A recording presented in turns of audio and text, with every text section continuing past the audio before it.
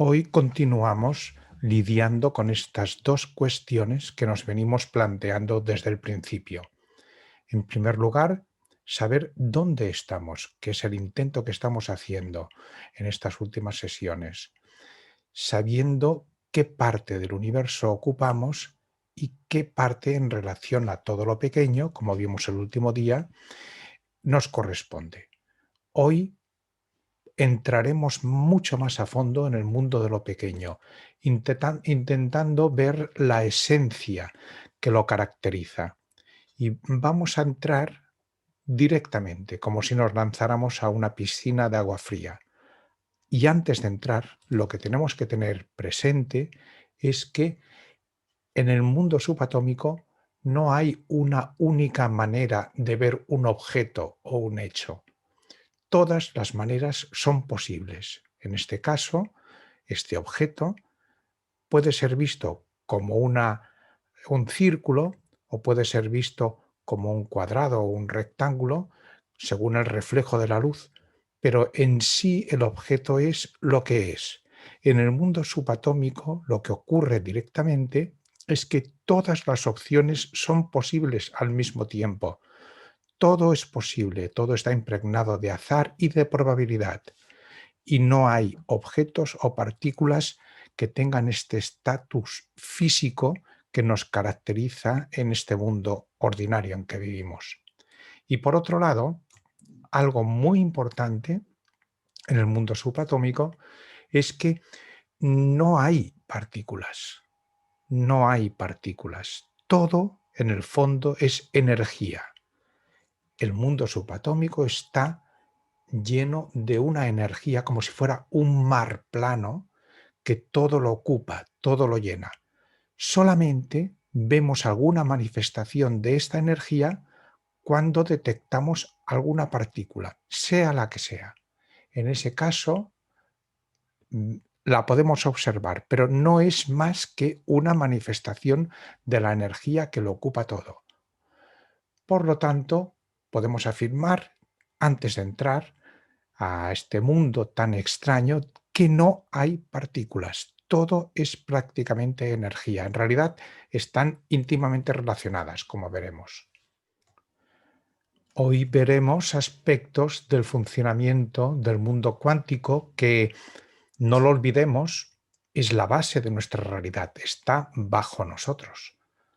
Ninguno de estos aspectos tiene una semejanza con nuestro mundo del sentido común y de la lógica. Y una última observación. Todas las reflexiones que haremos están amparadas por la ciencia y por la contrastación científica. Se dice que la visión cuántica de la materia es la teoría científica más contrastada que ha hecho el hombre. Entremos, pues, en este extraño mundo, hasta hace muy poco tan escondido al hombre. Cojámonos realmente a una silla o a lo que tengamos más a mano y permitamos que nuestra mente navegue a través de la incertidumbre que nos espera.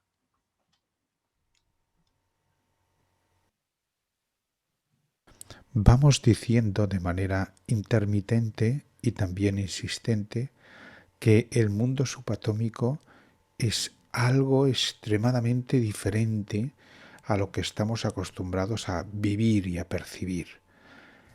Vamos a entrar a ver cuáles serían las características fundamentales de todo este entramado subatómico. ¿Qué es lo que pasa allá adentro? Empezamos con una idea que ya desarrollamos el día anterior al hablar de las órbitas de los electrones. Decíamos que las órbitas que siguen los electrones alrededor del núcleo están perfectamente delimitadas. Por ejemplo, en el caso del hidrógeno y del helio, los electrones ocupan solamente la órbita 1, que admite como máximo 2 electrones. Por lo tanto, en el litio, que tiene 3 electrones, el tercero tiene que orbitar en una segunda órbita. Y en el caso del sodio, que tiene muchísimos más electrones. En la primera órbita solamente hay 2 electrones. En la segunda admite máximo 8 electrones, que es lo que vemos aquí. Y en la tercera órbita, pues queda el resto, que en este caso sería 1, y así el resto de elementos. Por lo tanto, las órbitas están perfectamente delimitadas o cuantizadas. Decíamos también que para desplazarse de una órbita a otra, estos electrones necesitan o emitir un fotón para perder energía o absorber un fotón para ganar energía y pasar a una órbita superior. Estos saltos también son cuánticos, es decir, el electrón desaparecería automáticamente de la órbita número 1, por ejemplo, para pasar a la órbita número 2 instantáneamente.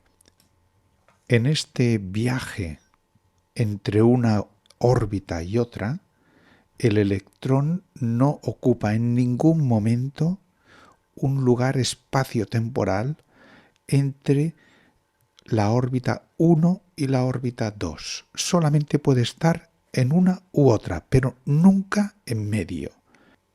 Este hecho es en sí absolutamente incomprensible para nuestro entendimiento. No podemos entender de ninguna manera que una partícula salte de un lugar a otro sin pasar por lugares intermedios. Otra peculiaridad que caracteriza a las partículas subatómicas es lo que se conoce con el nombre de spin. La palabra spin significa giro, giro sobre sí mismo. Por ejemplo, en nuestro mundo, si hacemos girar una bola o la Tierra, nuestro planeta, 360 grados, veremos exactamente el mismo punto desde el que partió. A esto se le conocería con el nombre de spin 1. En el mundo subatómico sí hay partículas que comparten esta modalidad de giro. En concreto, los bosones.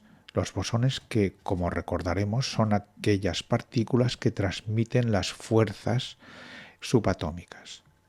Pero no todas las partículas son iguales. Por ejemplo, las más comunes, que serían los quarks que componen los protones y los neutrones, y los leptones, es decir, por ejemplo, los electrones, todos ellos tienen spin medio. ¿Qué quiere decir spin medio?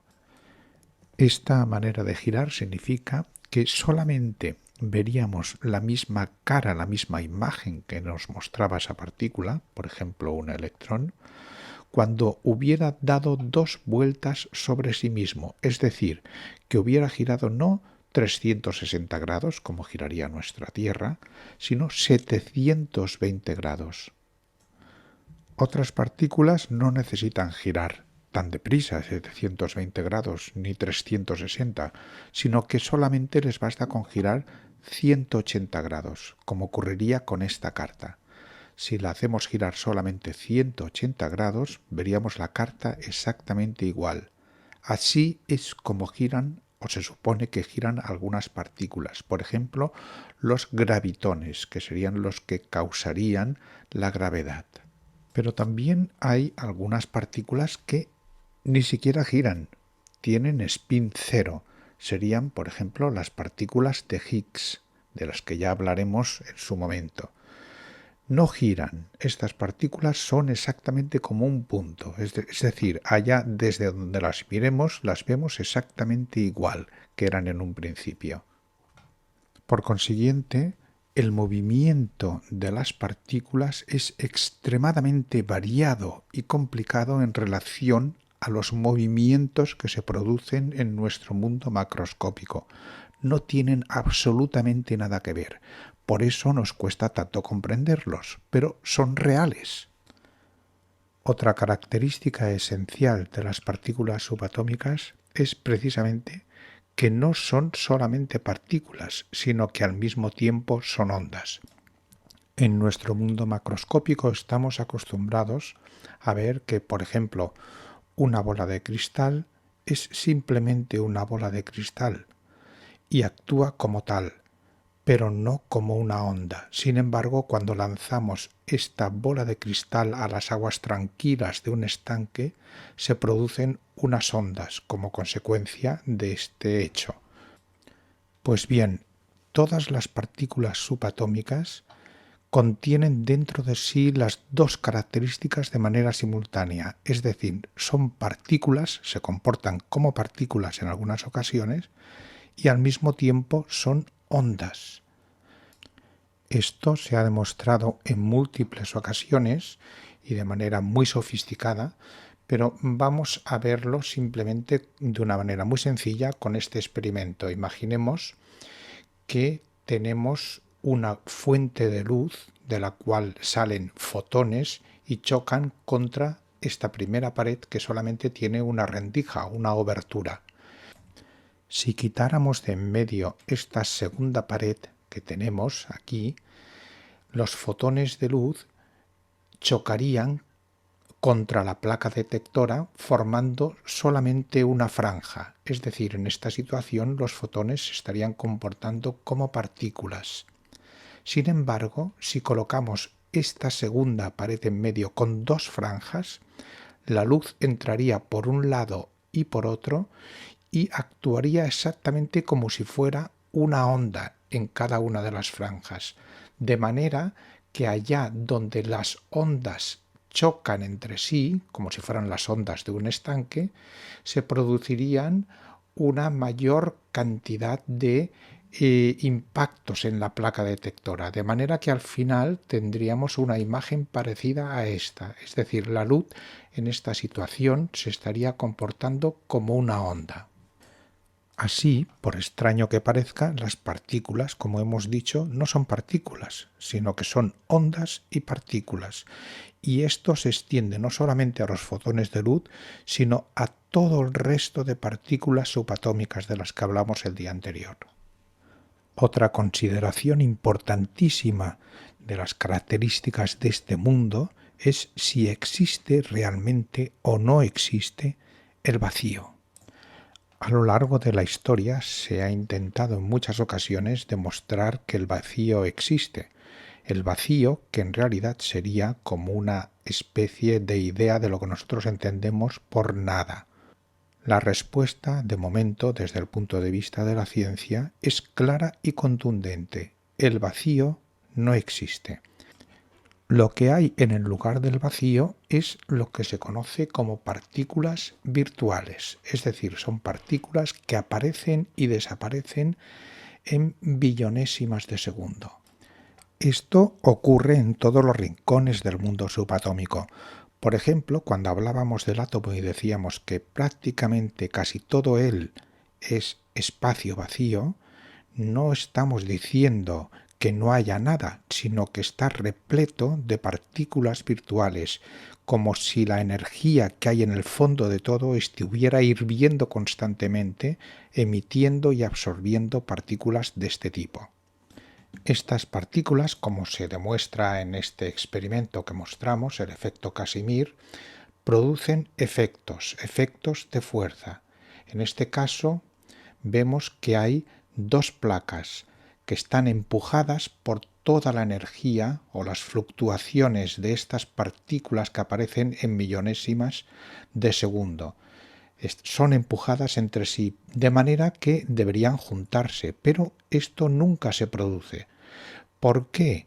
Pues porque precisamente entre las dos placas también existen estas fluctuaciones de vacío, esta creación de partículas virtuales, creación y destrucción.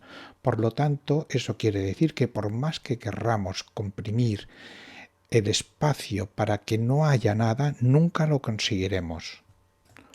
Otra idea fundamental y también extrañísima del funcionamiento del mundo subatómico es la de superposición, es decir, todas las partículas están y no están, son y no son al mismo tiempo. En nuestro mundo las cosas son como son y no son de otra manera.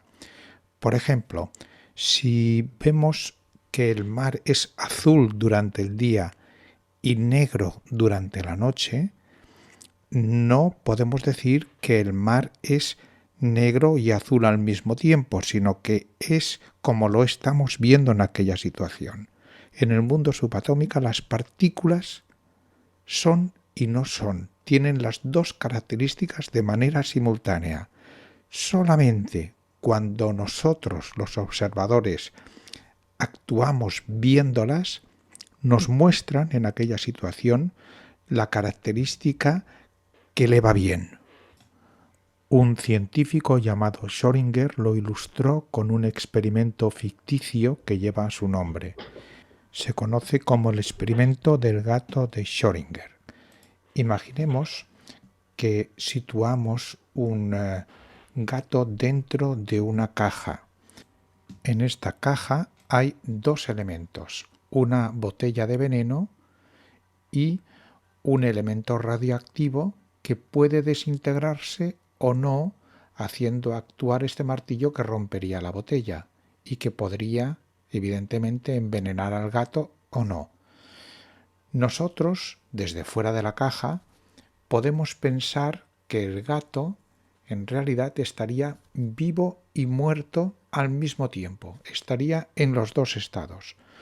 Solamente cuando abrimos la caja sabremos definir el estado real del gato, o vivo o muerto. Mientras tanto, coexistirían, con la caja cerrada, estas dos situaciones. Todas las partículas subatómicas, por lo tanto, están en este estado de superposición, exclusivo del mundo subatómico, imposible de ver o de captar con nuestros sentidos en nuestro mundo habitual. Otra curiosidad de este mundo tan extraño es lo que se conoce con el nombre de efecto túnel, que consiste en que una partícula, cualquier partícula subatómica, se puede desplazar de un lugar a otro como si no hubiera nada en medio. Imaginemos que en medio hay un campo de fuerza impresionante, como si fuera una pared. Este campo de fuerza sería atravesado como si no existiera por esta partícula. Es como si nosotros atravesáramos una pared como si no existiera, de un lado a otro.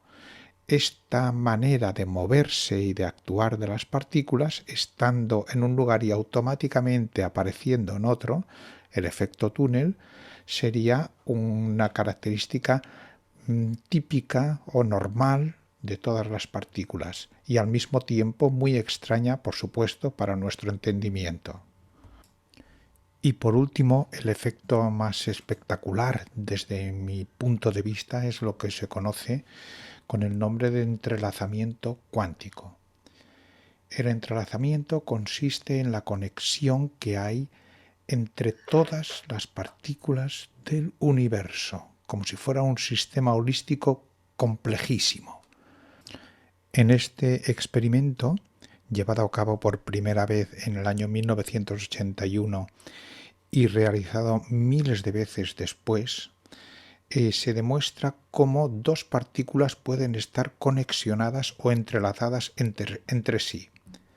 Imaginemos que hacemos que dos fotones se desplacen en dirección contraria uno de otro, a la velocidad de la luz. Uno iría hacia la izquierda y el otro iría hacia la derecha. Por lo tanto, en un segundo estarían 600.000 kilómetros separados uno de otro. Dejemos pasar, por ejemplo, 10 segundos, de manera que este fotón de la izquierda habría recorrido en 10 segundos 3 millones de kilómetros. En ese preciso instante podemos poner una barrera o afectar a la trayectoria de este fotón, haciendo chocar, por ejemplo, otro fotón contra él. Justo en ese instante, el otro fotón que se había desplazado en sentido inverso y que ahora está situado, evidentemente, no a 3 millones, sino a 6 millones de kilómetros, se vería afectado por este choque de otro fotón o choque con otra barrera, de manera que nos lo haría saber. Las implicaciones de este hecho evidentemente nos desbordan. En primer lugar, porque la información que se transmite entre dos partículas supera con creces la velocidad de la luz, que la luz es lo que más rápidamente viaja en el universo. Es decir, se está violando una ley fundamental de la física y de la naturaleza. No se sabe por qué la información viaja más rápido que la luz.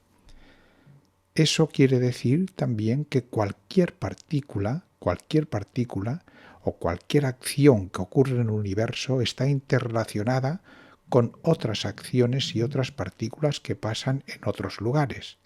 Por ejemplo, las ondas de mi voz en este momento estarían resonando en el centro de una estrella situada a unos cuantos miles de años luz de aquí, de donde yo estoy. Esto, que parece ciencia ficción, en realidad sería perfectamente posible desde esta visión cuántica que nos muestra el entrelazamiento. Después de esta sucesión de hechos o fenómenos cuánticos, vamos a intentar simplificarlo todo, si es posible, en tres principios que son los que caracterizan de manera fundamental a todo lo que se conoce con el nombre de mecánica cuántica. El principio de complementariedad sería el primero de los principios. Fue formulado, entre otros, por el físico Niels Bohr, y en esencia nos dice que las partículas, como ya hemos señalado anteriormente, funcionan al mismo tiempo como ondas y partículas. Por lo tanto, nosotros encontraremos una partícula observándola allí en aquel lugar en el que el efecto de onda es mayor. Cuanta más onda haya, más posibilidades tendremos de encontrar la partícula que estemos observando. Así podríamos decir que esta dualidad onda-partícula hace que las partículas y las ondas sean las dos caras de la misma moneda.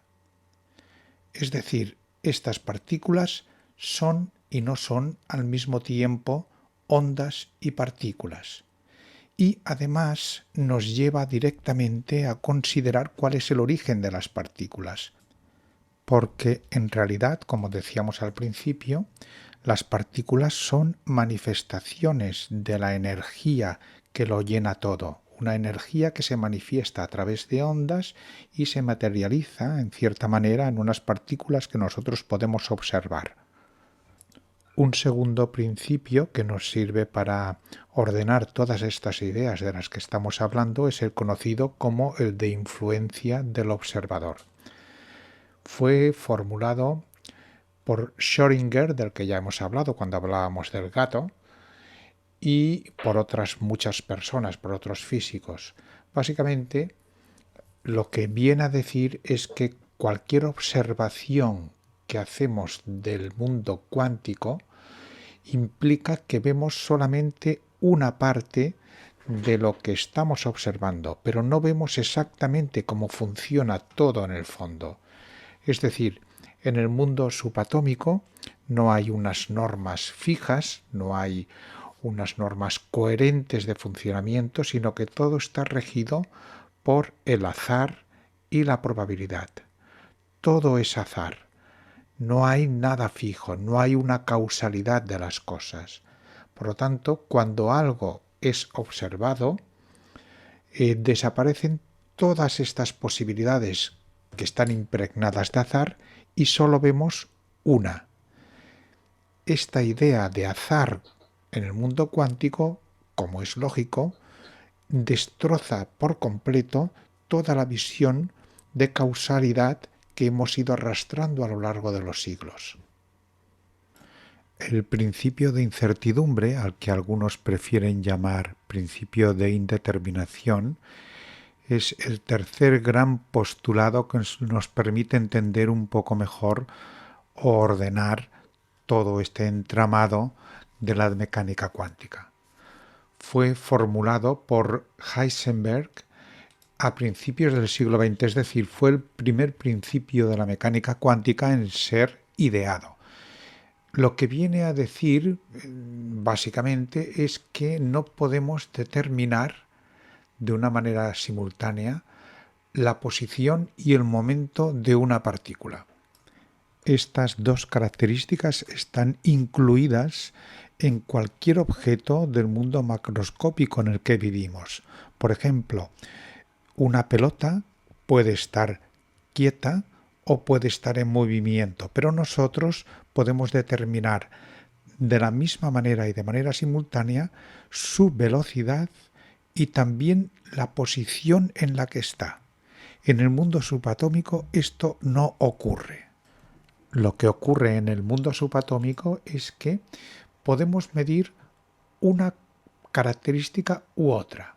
Si medimos, por ejemplo, la posición, quiere decir que estamos observando a esa partícula en cuanto partícula, pero no tendremos ni idea de la otra característica, que sería el movimiento. Al mismo tiempo, si por otro lado medimos el movimiento o el momento o la velocidad de esa partícula, es decir, estamos determinando su estado ondulatorio, no tendremos ni idea de cuál es la posición, es decir, de la característica de la partícula como tal. Por lo tanto, esta indeterminación o incertidumbre del estado de todas las partículas del mundo subatómico es una característica inherente al funcionamiento de este mundo. Esto quiere decir que la causalidad o determinismo al que nuestro pensamiento ha estado sometido a lo largo de miles de años va perdiendo un poco de sentido. La estructura lógica de nuestro pensamiento empieza, por lo tanto, a hacer aguas. Ya no existe ese dogma de causalidad que todo lo impregnaba hasta ahora.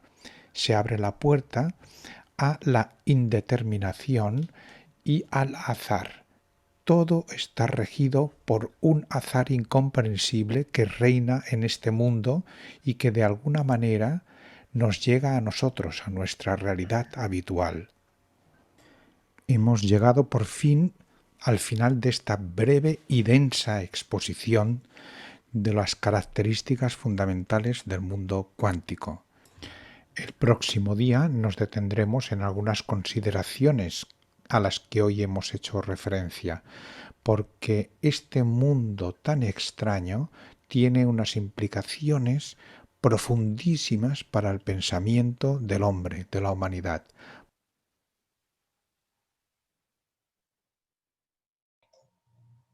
Es normal que después de esta lluvia de hechos inverosímiles, nuestra mente se sienta impactada, alterada y desorientada.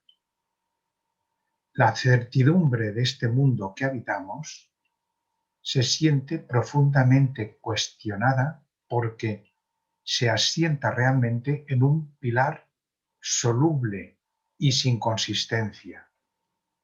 Nada es lo que parece. Todo tiene un trasfondo incierto e incomprensible. De la misma manera, nuestro pensamiento y nuestra razón, que hasta ahora gozaban de una cierta estabilidad, se ven socavados por esta inestabilidad aparente que todo lo llena. Las consecuencias de la manera de ser, de esta manera de actuar del mundo subatómico, de este mundo escondido, son evidentes y afectan de lleno a nuestra identidad humana y a la realidad en la que existimos. El próximo día entraremos de lleno en estas implicaciones que, sin duda, cambian de raíz la visión que hasta ahora hemos tenido de nosotros mismos y de lo que pensamos.